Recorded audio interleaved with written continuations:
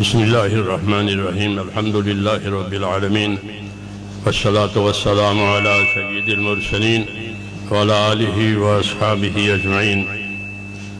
میرے بزرگوں اور پیارے بھائیوں، اللہ تعالیٰ آپ حضرات کی خدمات کو قبول فرماوے، پورے عالم میں حق اور ہدایت کے عام ہونے کا ذریعہ فرماوے۔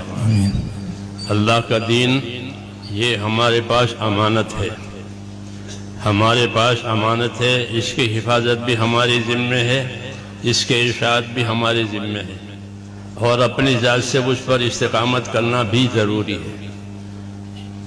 اسی سے ہماری عزت ہے۔ دین ہے تو سب کچھ ہے، دین نہیں ہے تو کچھ نہیں ہے۔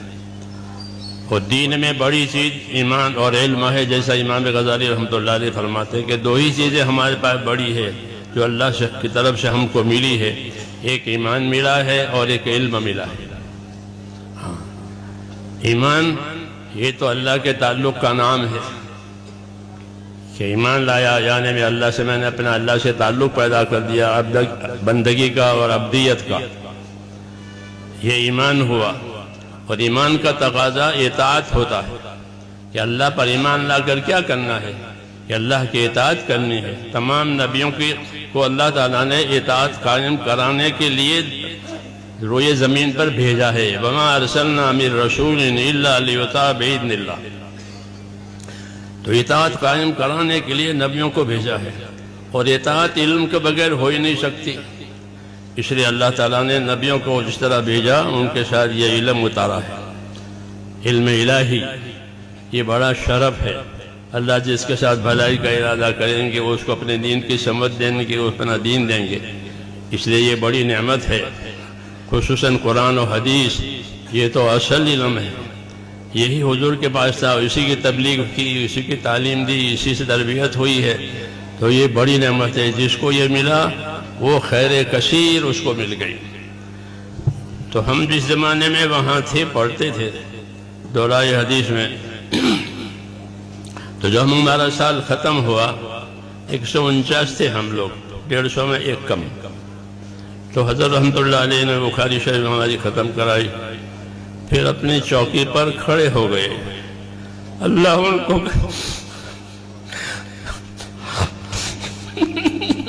اللہ ان کو غنی کا رحمت کرے، اللہ ان کے درجات کو بلند فرمائے۔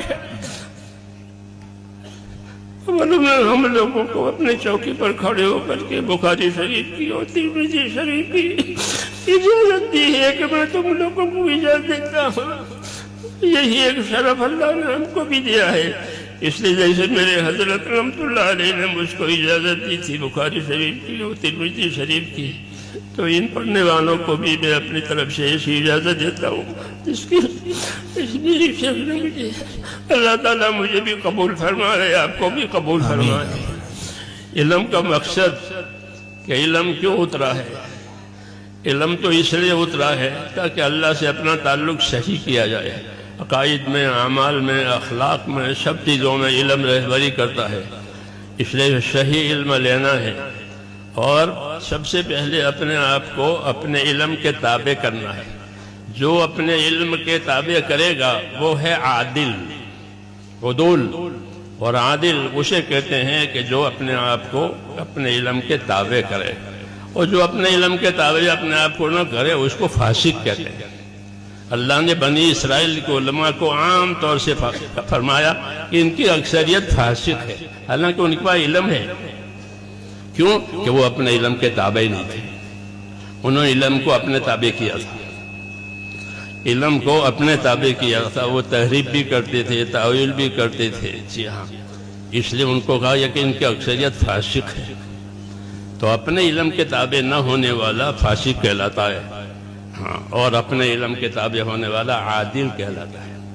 صحابہ سارے کے سارے عادل ہیں کہ وہ اپنے علم و ایمان کے تابع ہیں، اور انہوں نے اپنے ایمان کو، اپنے علم، اپنے آپ کو ایسا تابع کیا کہ ان کو اللہ تعالیٰ کے نبی کی طرف سے سند ملی کہ اصحابی کا نجوم، کہ میرے صحابہ تو ستاروں کی طرح سے، کہ ستاروں میں روشنی بھی ہے، رفتار بھی ہے۔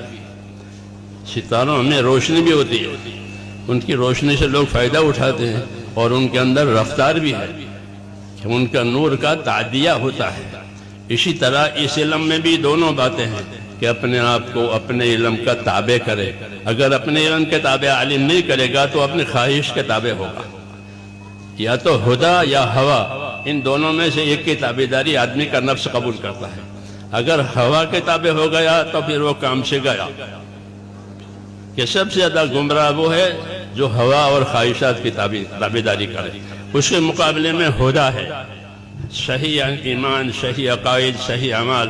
هو الذي ارسل رسوله بالهدى ودين الحق، کہ اللہ نے اپنے نبی کو ہدا اور دین حق یعنی صحیح عقائد، صحیح اعمال کے ساتھ بھیجا ہے. تو ہم اس کا اتباع کریں گے، اس کی ہمیں ہدایت ہے. یہی وہ علم ہے جو نبی کریم صلی اللہ علیہ وسلم کی طرف سے ملا ہے. اور ایک تو ہمیں اپنے علم پر استقامت پیدا کرنی ہے. یہ سب سے پہلا تقاضا ہے کہ ہر عالم اپنے آپ کو اپنے علم کا تابع کرے. ہاں، یہ تقاضا ہے. فاستقم کما امرت ومن تاب معک. آپ کو حکم دیا جا رہا ہے کہ اے نبی، جو بات آپ پر آ رہی ہے اپنے آپ کو استقامت کے ساتھ اس پر رہیں، اور جو آپ پر ایمان لائیں وہ بھی استقامت کے ساتھ رہیں. تو ہمارے علم نے ہم کو استقامت کی دعوت دی ہے. اللہ نے کہ اپنے علم پر استقامت کے ساتھ رہو. دوسری ذمہ داری کہ علم کو اللہ نے ایک مشترک سرمایہ بنا کر کے اتارا ہے کہ اس میں سب کا حصہ ہے. جیسے بارش کے پانی میں سب کی روزی ہے.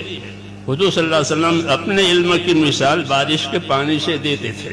مثل ما بعثنی اللہ من العلم والہدى کمثل غیث الی آخر حدیث، کہ جو علم و ہدایت دے کر پروردگار نے مجھ کو بھیجا ہے وہ ایسا ہے جیسا کہ آنے والی بارش. تو بارش میں سب کا رزق ہے، بارش میں سب کی حیات کا سامان ہے. اسی طرح حضور صلی اللہ علیہ وسلم جو علوم لے کر آئے ہیں وہ علوم انسانیت کے ہر طبقے کے لیے ہدایت کا بھی سبب ہے، نجات کا بھی سبب ہے. حاکموں کا طبقہ، تاجروں کا طبقہ، زراعت کرنے والوں کا طبقہ، ملازمین کا طبقہ، یہ معیشت کے 4 طبقے ہوتے ہیں ہر زمانے میں. تو ان تمام طبقوں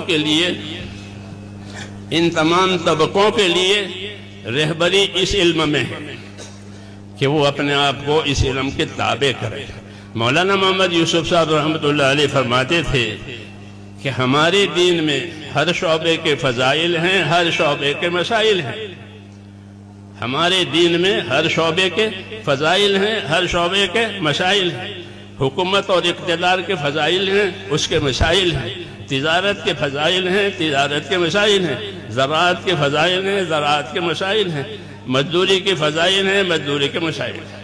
یہ معیشت کے شعبے ہیں، گزارے کے شعبے ہیں. یہ تو ان چاروں شعبوں کی رہبری اس علم میں جو اتارا ہے. اس لیے یہ مشترک سرمایہ ہے سب کے لیے کہ جن کے پاس آوے یہ علم وہ اپنے آپ کو اس کا تابع کرے. دوسرا، اور دوسروں کو اس کی دعوت دے. اور جو دعوت قبول کر کے آوے وہ طالب ہے، اس کو طلب کے مطابق اس کو علم دے. اس طرح یہ طریقہ رہا ہے. اور اسی طرح یہ علم چلتا ہوا اللہ تعالیٰ نے ہم تک پہنچایا ہے. اللہ تعالیٰ آپ حضرات کے مسائل کو قبول فرماوے اور ہم سب کو اس علم کے ذریعے سے اپنے مقبول بندوں میں داخل فرماوے. جی ہاں، اور ہم سب کا انجام بخیر فرماوے. اللہ تعالیٰ آپ حضرات کی خدمتوں کو قبول فرماوے. جزاکم اللہ تعالی.